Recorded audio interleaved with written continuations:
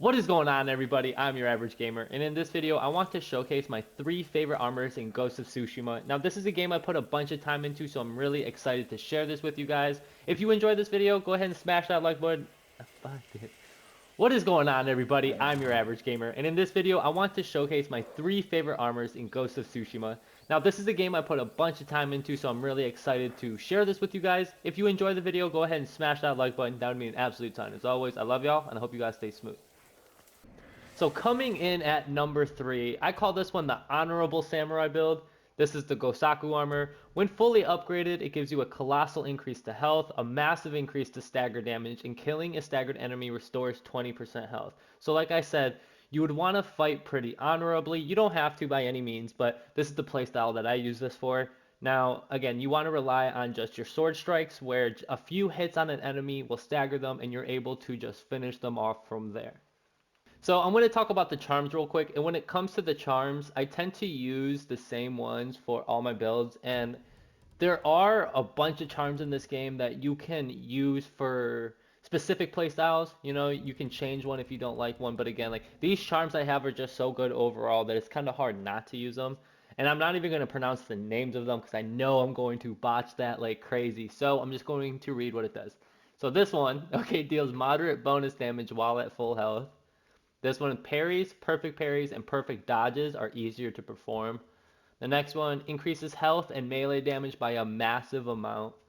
Next one reduces enemy detection speed by 15%. That's not the good part. This one is. And increases resolve gains by a massive amount. That's a huge one, okay? Moderate increase to stagger damage. So this kind of just stacks to this build already. So now you're doing even more increase to stagger damage. And then my favorite one in the game, greatly increases the length of time you can use the Way of the Flame. This is my favorite move in the game, but again, that's for more of a dishonorable playstyle. Like I said, you don't have to play honorably. I kind of have this on here because again, it's just one of my favorite moves in the game.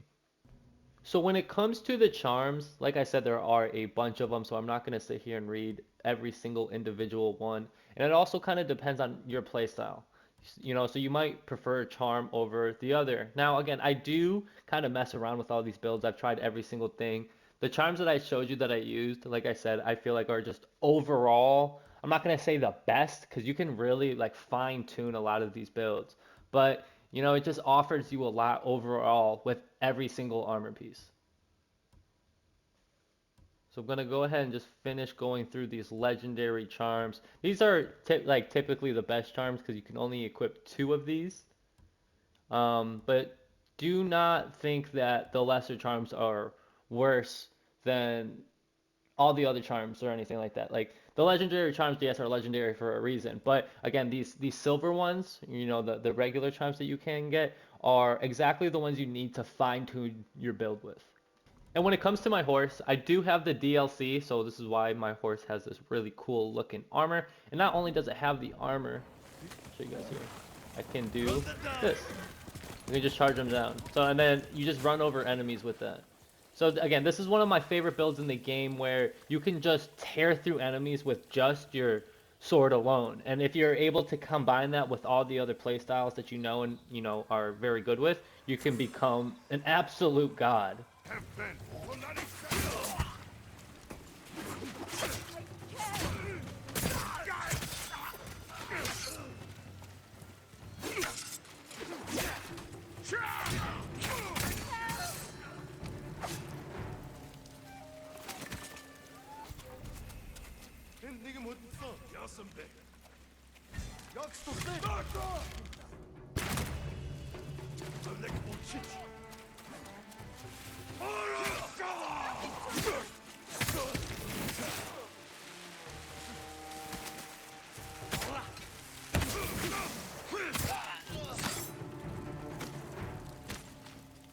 So the very next one I have for you coming in at number 2 has been one of my favorite armors the second I figured out its true potential. It does require a more honorless type of playstyle where you're taking advantage of all your kunai, your sticky bombs, smoke bombs, Way of the Flame. You want to take advantage of all of that because what this armor does, which is the Kensei Armor, at max will give you a massive increase to resolve gains, which you know allows you to use your abilities and also heal.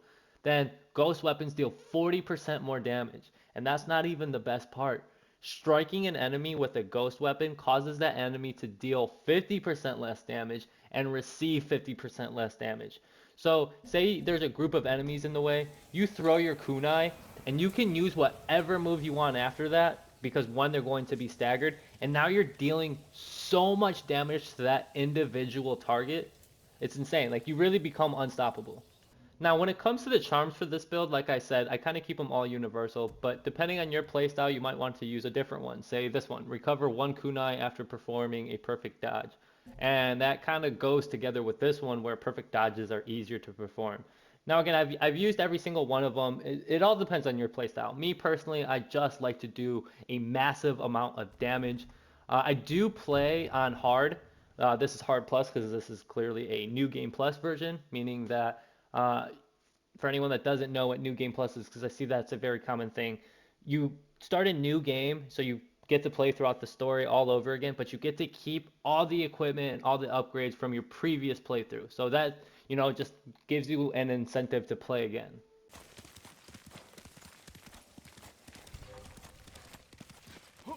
Those are the cliffs where the Ronin went.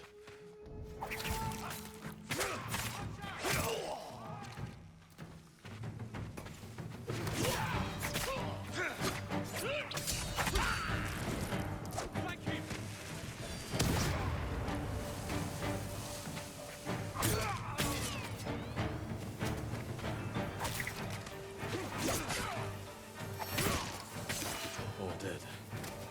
So coming in at number one, I have the Tadori Armor. Now again, keep in mind this is based off of my own preference, but I will show you a super efficient way to use this build, and then also an honorable mention build where I believe it's the best build in the game without a doubt, so stay tuned for that.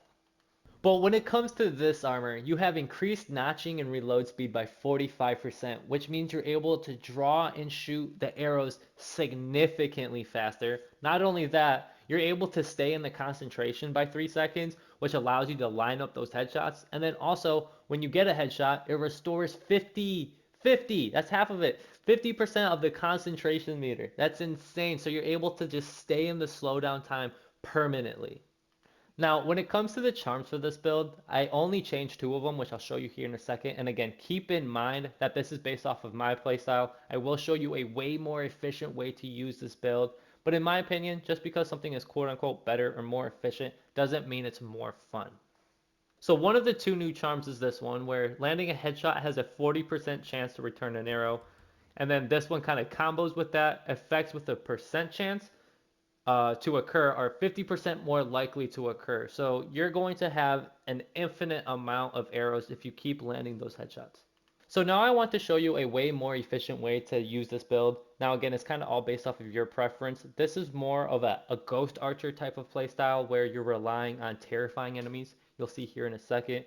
But the first charm where landing a headshot has a 40% chance to return an arrow. Going down. Perks and abilities that terrify are 25% more likely to occur. When you kill an enemy with a headshot, there is a 30% chance of terrifying a nearby enemy. Reduce enemy detection speed by 15%, increases resolve gains by a massive amount. Effects with a percent chance to occur are 50% more likely to occur. And then increase concentration time by 2.4 seconds. So this last one just allows you to stay in that slowdown time even longer. So the reason why this playstyle is incredibly overpowered is because of these 2 charms here, where you have a 30% chance to terrify an enemy with a headshot, and then this just makes it more likely to occur. So you shoot 1, 2, at max 3 arrows at these enemies, and if they're headshots, they're just going to scatter, and you're just free to roam the battlefield by yourself. You don't even have to get close to anybody.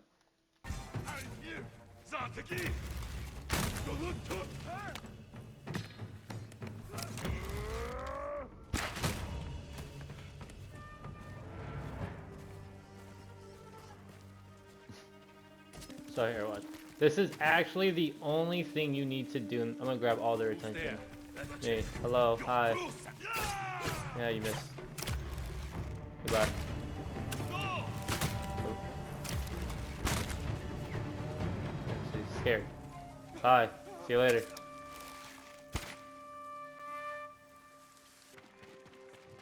Some kind of noise. What was that? I'll cut you to pieces! I've been here. Let's see.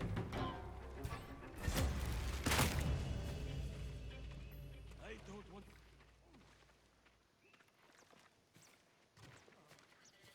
Yeah, that's pretty much it.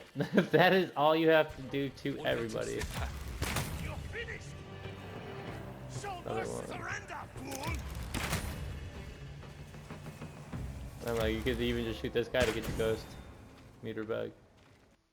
When it comes to the most overpowered build in this game or playstyle, it is by far the Ghost Armor. Again, like, it makes sense why this armor is so great. You are on this mission to become this character in this game, so again, all of it makes sense. And it took me a second to realize its true potential when I'm out here literally using every other armor. This would be an honorable mention, Sakai armor, something I absolutely like. And so with this one, I'm not even going to pronounce this one. But this is a DLC armor, which is why it isn't in my list, just for the few people that don't have the DLC. But the Ghost Armor, everyone can get, and everyone can be amazing in.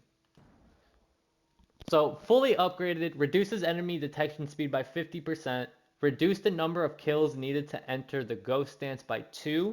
That's very important. And then kills have a 40% chance to terrify a nearby enemy. Those last two are the only thing you need for the game, because when you have these charms equipped, I'll show you here in a second, you become the actual ghost of Tsushima. I think this is exactly what they intended a playstyle for, because it's insane. The first charm I'm going to kind of highlight is one I keep talking about, the Charm of Fortune 2. Effects with the percent chance to occur are 50% more likely to occur. This charm is just really good, okay? But starting off at the top, the Way of the Flame inflicts additional damage. Heavy attacks spread fire to nearby enemies. That effect in itself is amazing to see. Going down the list, perks and abilities that terrify are 25% more likely to occur. So again, now you're just terrifying more enemies. 15% chance of quick fire ammo recovery on any melee kill. Reduces enemy detection speed by 15% and increases resolve gains by a massive amount. Again, one of those just universal charms that you can use on any build.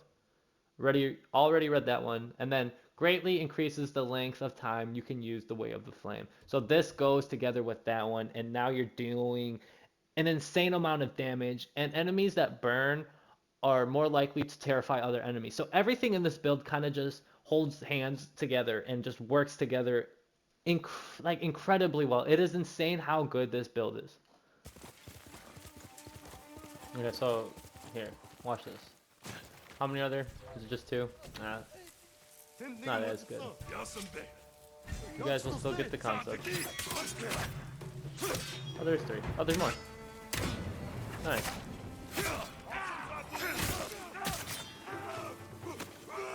She needs to release.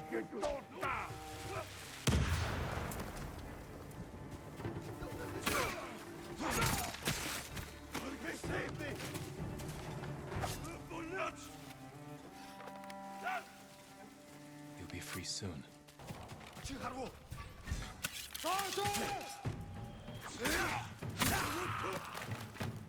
Be careful.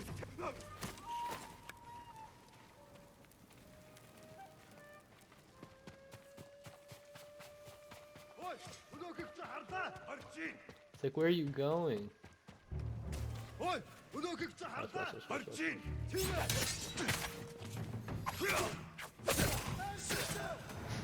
Telling you, it's disgusting. See if we can find another group of people. There's one.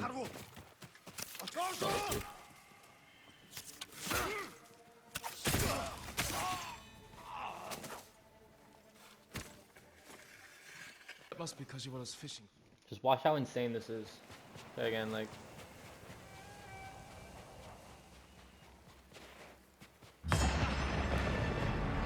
You want some, huh?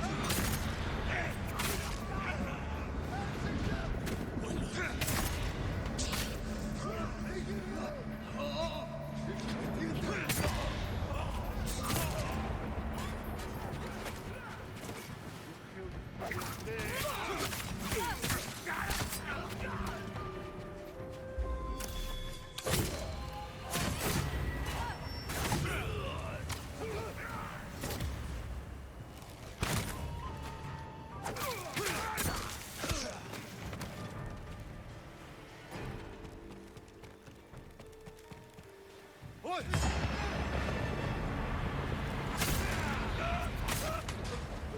don't see any more women.